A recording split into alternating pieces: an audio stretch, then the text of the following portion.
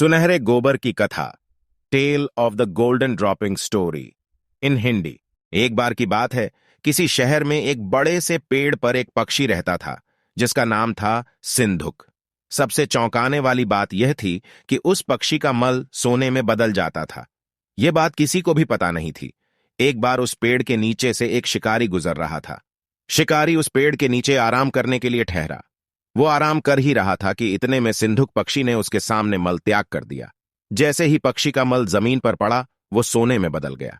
ये देखते ही शिकारी बहुत खुश हुआ और उसने उस पक्षी को पकड़ने के लिए जाल बिछाया।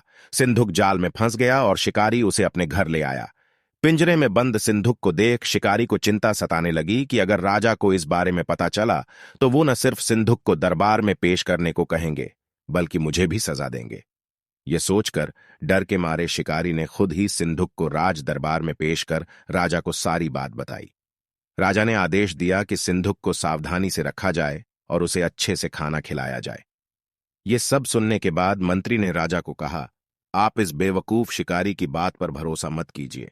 कभी ऐसा होता है क्या कि कोई पक्षी सोने का मल त्याग करे? इसलिए अच्छा होगा कि इसे आजाद करने का आदेश दें। मंत्री की बात सुनकर राजा ने चिड़िया को आजाद करने का आदेश दिया। सिंधुक उड़ते उड़ते राजा के दरवाजे पर सोने का मल त्याग करके गया। यह देखते ही राजा ने मंत्रियों को उसे पकड़ने का आदेश दिया, लेकिन तब तक वो पक्षी उड़ चुका था।